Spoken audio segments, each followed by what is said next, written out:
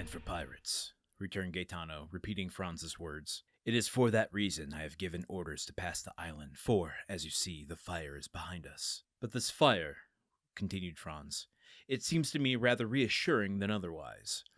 Men who did not wish to be seen would not light a fire. Oh, that goes for nothing, said Gaetano. If you can guess the position of the island in the darkness, you will see that the fire cannot be seen from the side or from Pianosa, but only from the sea. You think, then, this fire indicates the presence of unpleasant neighbors? That is what we must find out, returned Gaetano, fixing his eyes on the terrestrial star. How can you find out?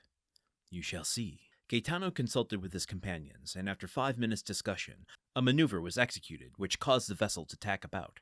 They returned the way they had come, and in a few minutes the fire disappeared, hidden by an elevation of the land. The pilot again changed the course of the boat, which rapidly approached the island, and was soon within 50 paces of it. Gaetano lowered the sail, and the boat came to rest. All this was done in silence, and from the moment that their course was changed, not a word was spoken. Gaetano, who had proposed the expedition, had taken all the responsibility on himself. The 4 sailors fixed their eyes on him while they got out of their oaks and held themselves in readiness to row away, which, thanks to the darkness, would not be difficult. As for Franz, he examined his arms with the utmost coolness. He had 2 double-barrel guns and a rifle. He loaded them, looked at the priming, and waited quietly. Okay, is this Gaetano's continued game, or is he actually being forthcoming in his trepidation of seeing the fire on the shore of Monte Cristo? No indication one way or the other. He does choose to maneuver the boat in a different direction. I can't imagine that amount of effort is all for the sake of Franz, but maybe. And we're not getting a lot of depth of character out of these two yet that we hadn't at the beginning of the chapter. Again, that's no flack on Dumas. It's more just the absurdity of the podcast format that we're doing, reading a page a day. Yesterday, I said I wanted to talk a moment about Phantom of the Opera by Gaston Leroux. And why I want to talk about that is it was written shortly after Dumas' era. It's a French novel written in 1901. So, well, I shouldn't say shortly after, 50 years after. But I was reading it for another project, and there's an introduction in the Oxford World Classics version. I can't read it verbatim because it's copyrighted, but there's an introduction by David Coward, who did the translation of it. And what I wanted to mention was that he talks a bit about the serialization of stories, particularly in French magazines of the time. Clearly, he's talking about Leroux, not about Dumas. However, he does name-check Dumas. I'll try to paraphrase some of the important points that I think are applicable to our show. So he's talking about Leroux having been a lawyer and then becoming a French journalist. If you read The Phantom of the Opera, I was actually very shocked that the story unfolds much like a journalist would write it and not that we see versions of it nowadays. One of the things that he says is that Leroux's novels started, I think like many authors of the time, as installments in newspapers and monthly publications.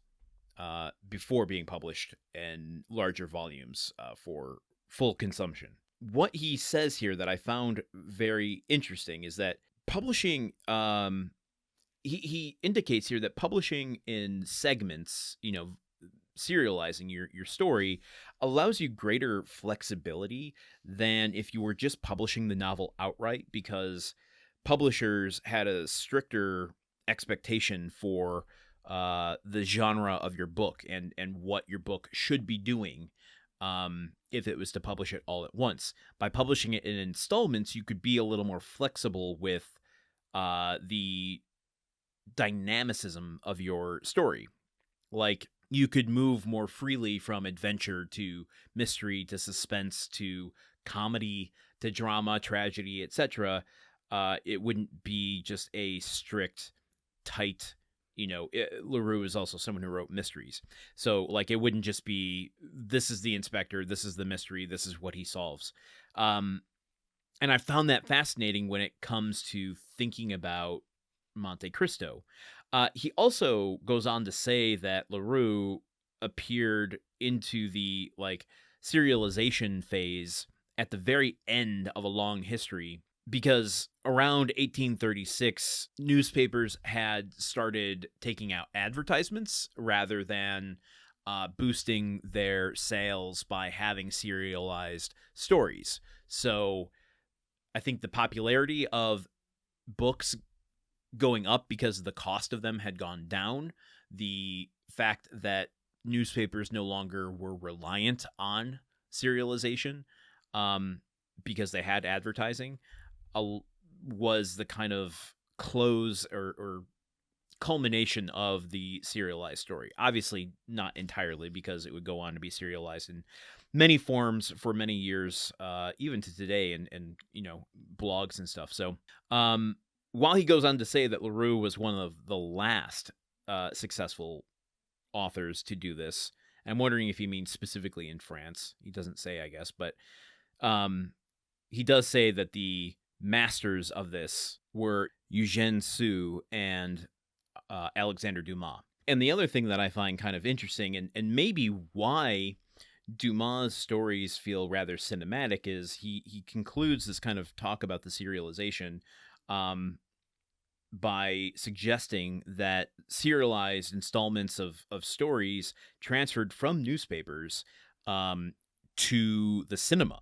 So you get, particularly French stories like Judex or Fantomas, a few of these others that made a big splash in early silent cinema because of their exciting cliffhanger installments that you would go to see, week after week at the theater.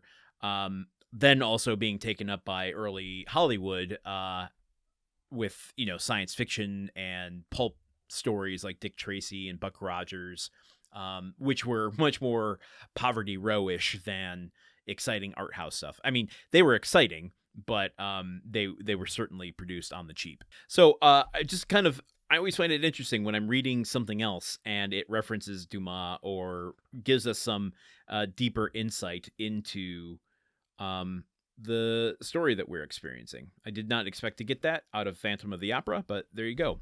So that's all I've got for today. Let us reconvene here tomorrow for a little bit more of Chapter 31. Do you think they'll land on the island tomorrow? I do. I guess we'll find out. Until then, okay, goodbye. The Countdown of Monte Cristo is part of the Gruntwork Podcast Network. This show is produced, edited, and hosted by Landon Solano. The original text of The Count of Monte Cristo by Alexandre Dumas. Theme song by Magic Solo. If you want to support the show and others like it, visit patreon.com/gruntworkpod. Thank you for listening. See you tomorrow.